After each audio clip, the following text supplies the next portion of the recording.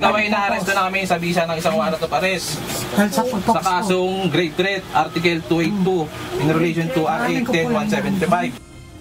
Dala ang warrant of arrest. Inaresto ng mga tauhan ng Philippine National Police Anti-Cybercrime Group ang lalaking ito sa Batangas. Ang suspect ang siyang responsable sa bantang pagpapasabog sa tanggapan ng ACG kamakailan. Ayon kay PNP ACG Director Police Brigadier General Bernard Jang, March 4 ngayong taon na mag-chat sa kanilang official Facebook page ang suspect. Nakasaad sa kanyang mensahe na walang kwenta at walang silbi ang mga pulis. Hinamon pa nito ang PNP na siya ay arestuhin. March 7 na maghain ng kaso ang PNP ACG sa korte. At noong September 9, inilabas ng korte ang warrant of arrest laban sa suspect. September 11 naman na magsagawa ng operasyon ng PNP ACG at arestuhin si alias RB. Batay sa investigasyon, 3 dummy accounts ang ginamit nito. Gayunman, natukoy pa rin ang pinagsanib na puwersa ng Cyber Patrolling and Intelligence Unit at Cyber Response Unit ang kanyang tunay na account at personal information. Wala naman umanong dating kaso ang 40 taong gulang na suspect. Ngunit kilala itong pinagsisimulan ng gulo sa kanilang lugar. Well, doon sa pagtatanungan natin na merong nakakaaway, merong inahabol, na nakakutsilyo siya. So, doon pa lang makita natin. Ang suspect, aminadong sinubukan lang kunin ang atensyon ng PNP ACG sa pamamagitan ng pananakot. Dahil doon sa amin, mga pagkakamali namin sa buhay, parang yung form ginamit nila para abusuhin kami. Sino ka nang-abuso? Sino?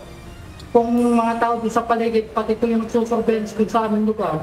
Kuya, nagsusurveillance po ako sa loob na siyang nataon na araw, gabi kami sa surveillance doon. Pero bakit po kayo nagbalita? Bakit sasabunin ng ACG? Opo, amiyado po ako doon dahil nagsumbong po ako doon sa aming barangay police.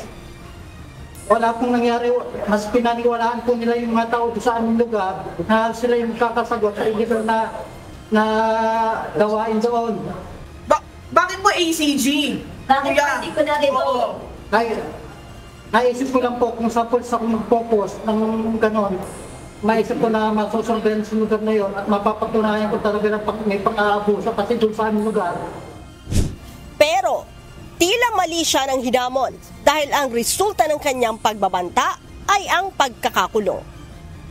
Kapag kayo ay gumawa ng anumang illegal dito online, for sure na mahanap kayo. Pagtitiyak ni General Yang, siniseryoso nila ang kahit anumang banta na maaaring maglagay sa alanganin sa kanilang hanay at sa publiko.